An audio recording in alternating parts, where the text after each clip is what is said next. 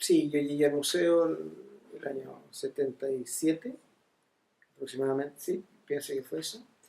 Y entre las cosas que habían dispersas y colocadas en el subterráneo, unas en un mueble, otras, en fin, eran fotografías.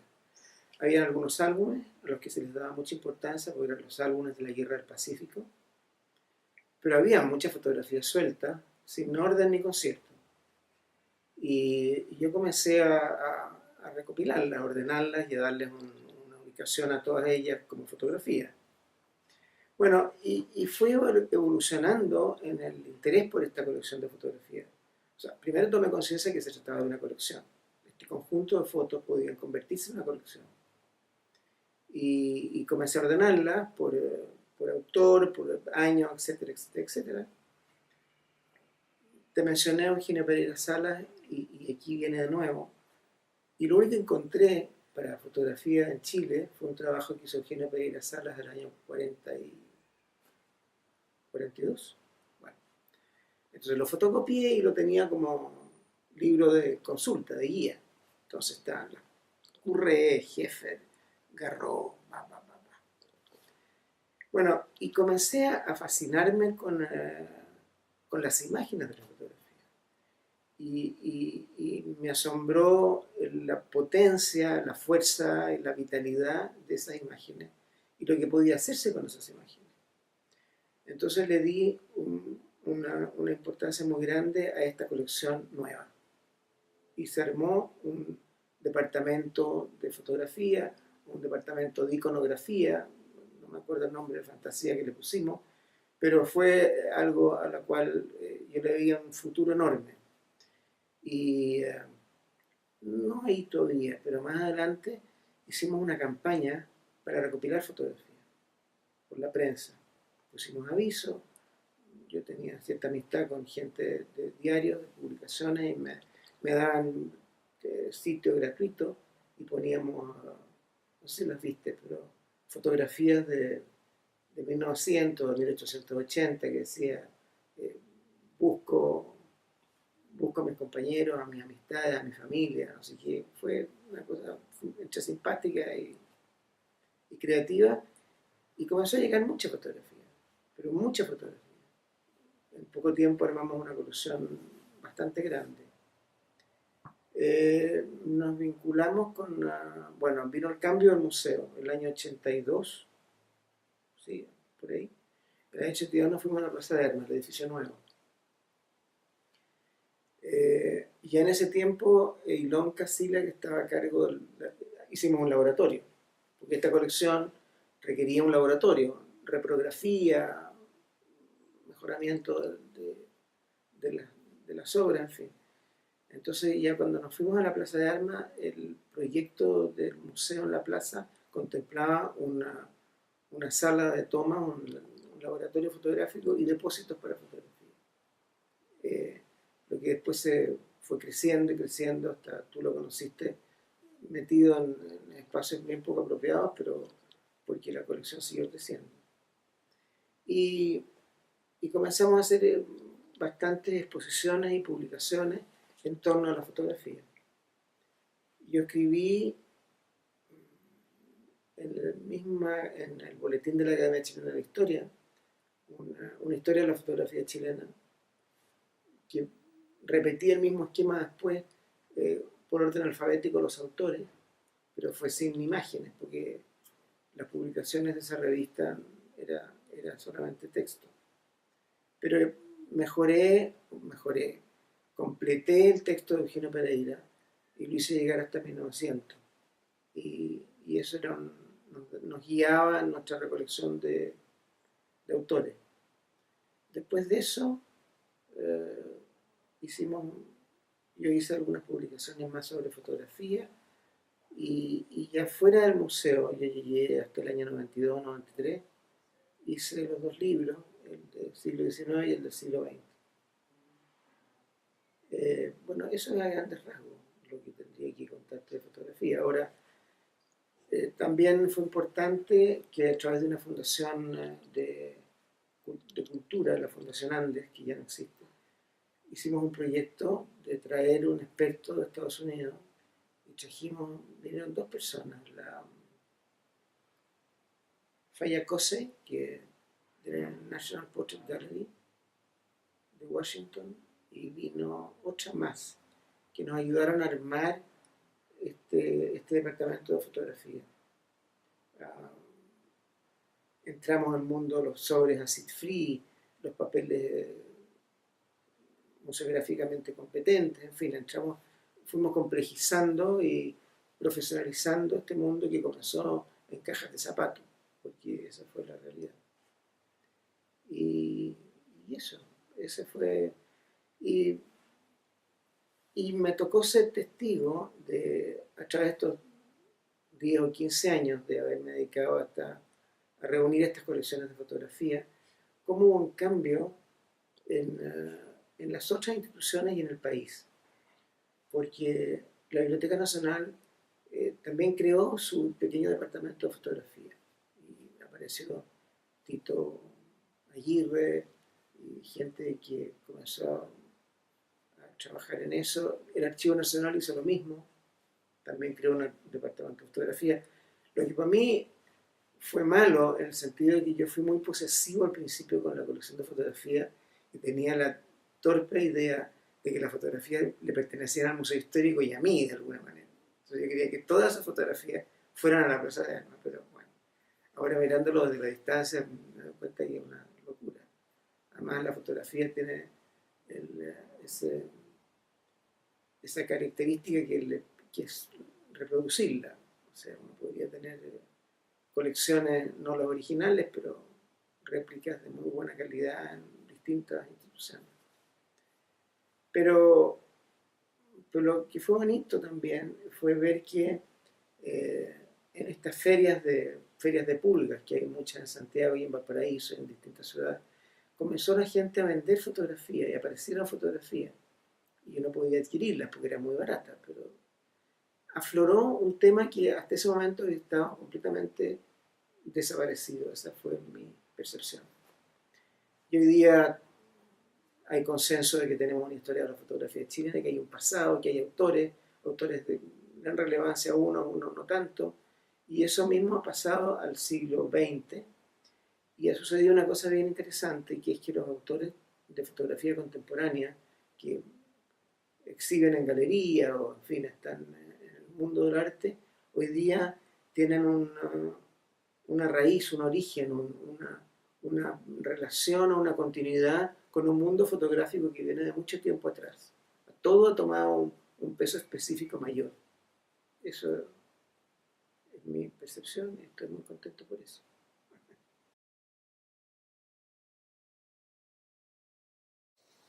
Aceptamos todo y bueno, es complicado fijar un criterio de interés o de valor respecto a la fotografía, porque es un museo histórico, no es un museo de arte. Entonces hay fotografías que son de calidad muy dudosa, pueden ser un aporte, una imagen que aporte algo a reconocer algo del pasado nacional. Entonces, pensamos mucho en ponerle límite o no, pero preferimos abrir la puerta ancha. Bueno, en ese momento el espacio no era tan dramático como es hoy día.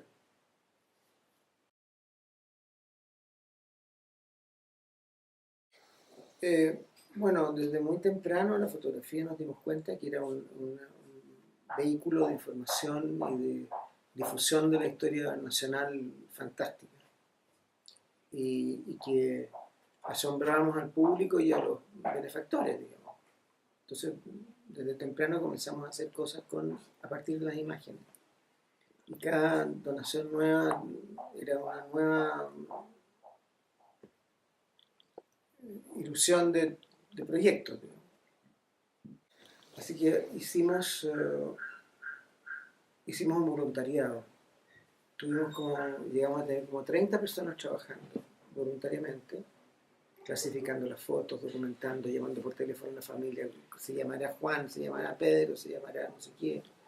Y eso era una máquina fantástica, muy entusiasmante.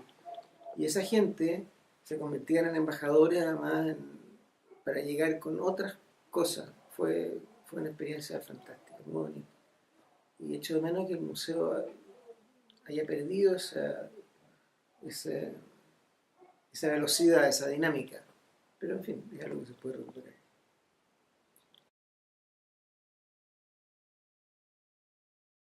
Lo que no resultó fue tejer una red americana, porque los autores que vinieron a Chile el 19, los extranjeros especialmente, venían de Buenos Aires o venían de Lima y habían estado en México y antes estaban de Nueva York o en San Francisco.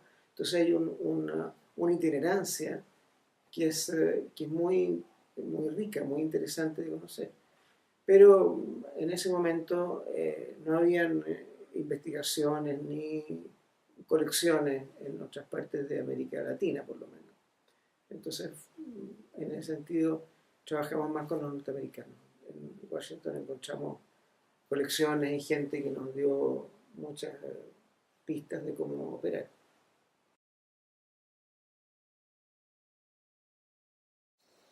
Mientras yo estaba en la universidad, más bien como académico, eh, tuve bastante interés por el arte del siglo XIX y comencé una investigación un poco loca, porque no tenía ningún futuro ni destino, ni por lo enorme que era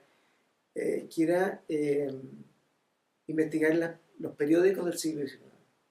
Entonces pasaba tardes enteras en la Biblioteca Nacional revisando la prensa, especialmente los avisos de prensa. Y con fichitas, te la voy a mostrar después. Muy modesto, muy rudimentario todo. Comencé a juntar pintura, escultura, dibujo, educación, fotografía.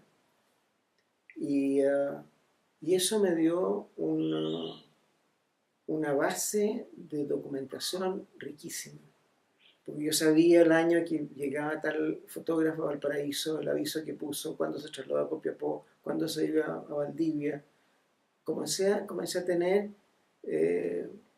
datos fidedignos de los fotógrafos sin las fotografías de ellos.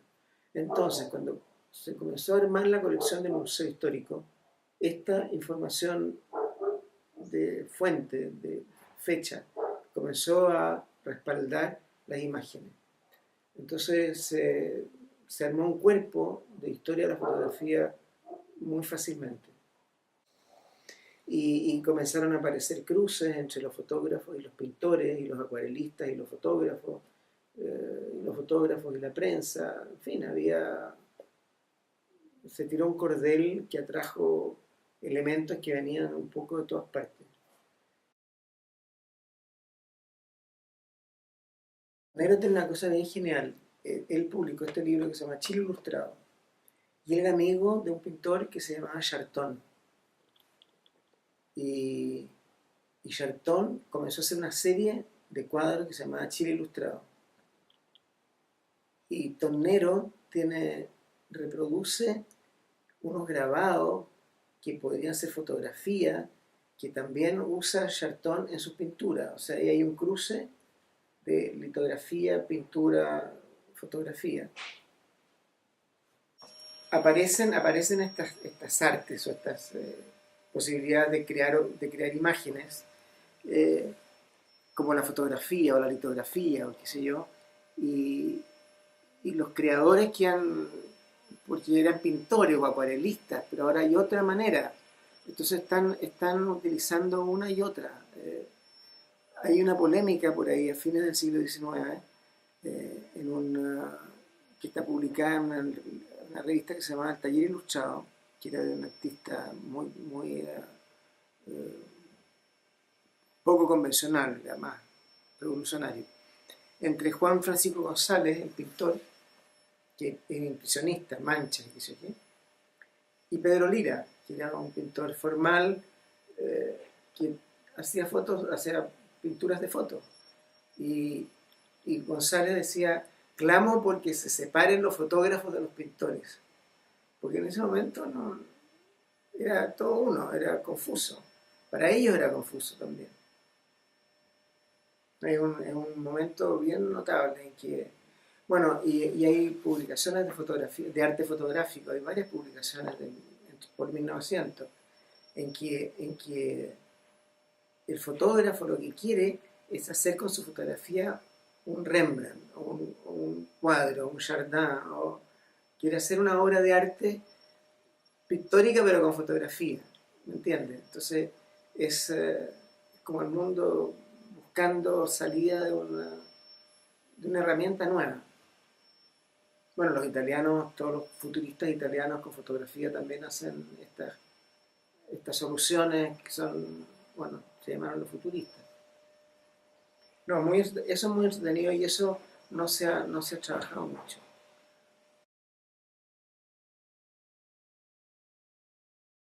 Porque miramos todas las fotografías que podíamos. Ahora, hay autores en que podíamos hacer una selección porque había muchas opciones. Jeffet, por ejemplo, Garraud, gente así. Pero había autores de los cuales teníamos la fotografía que habíamos encontrado que le daba nacimiento a ese autor y poníamos esa fotografía. Ahora, con el tiempo han surgido nuevas, pero en su momento era esa solamente.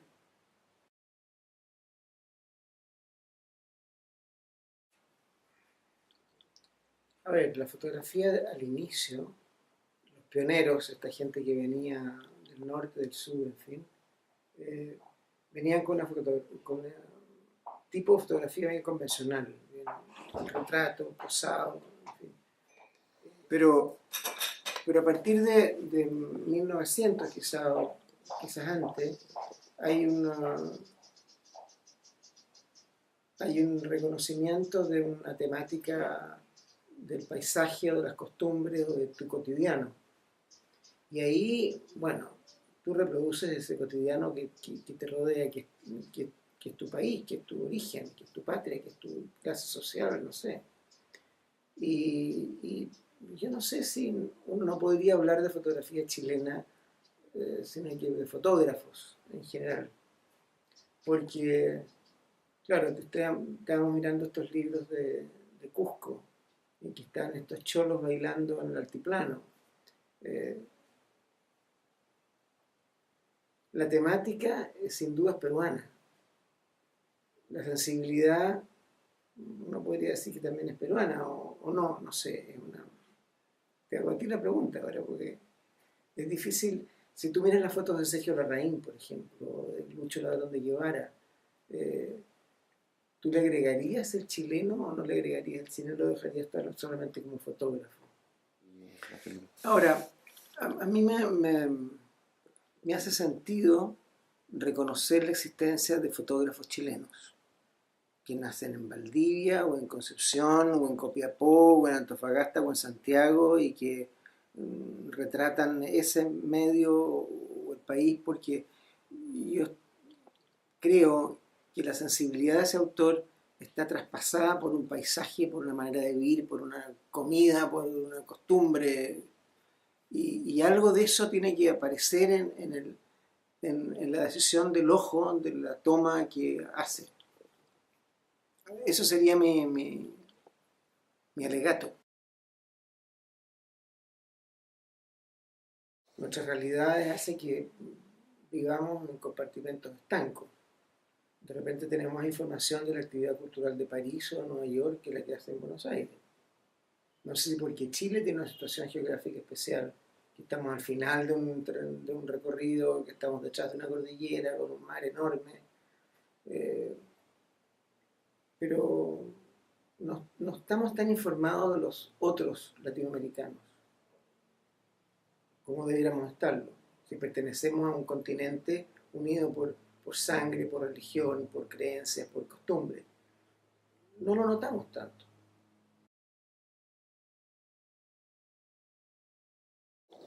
Hay que tener mucha sensibilidad para captar el lenguaje distinto que se ocupa en Arica o en Punta Arenas, porque en general es muy unitario el país. Y tú conversas con alguien en Punta Arenas y tú crees que es de Punta Arenas de siempre, y el tipo viene de Taltal o de Chañaral o del norte, y que está trabajando hace 10 años en Punta Arenas.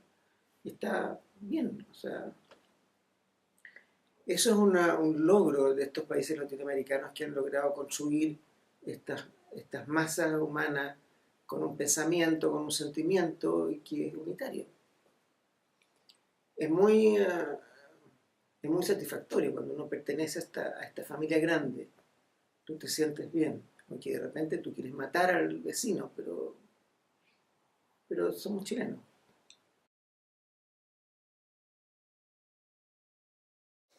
Hoy día tenemos esa percepción. Ese texto que tú leíste es contradictorio, porque si no aprendes el idioma no estás integrado. Pero si te tienes que situar en 1850, cuando fue la colonización, es entendible, si hay que situarse en los momentos y en el contexto. Pero en todo caso, los alemanes y los Filipe y todos, muchos más, contribuyeron a la cultura chilena de una manera fantástica. Aportaron muchísimo. El Museo de Historia Natural entero es obra de los alemanes.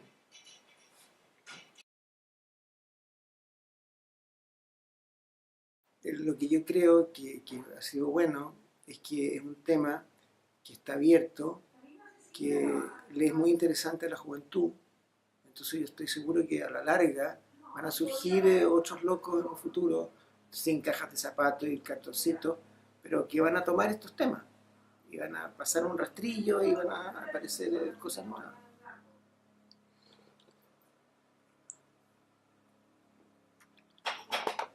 Tenemos, por ejemplo, fotógrafos japoneses en Chile en el siglo XX, 5, 6, 7 japoneses. ¿Cómo no sería genial reunir o reconocer la obra de esos japoneses que se trasladaron a Chile cuando tenían 20 o 25 años y mueren aquí?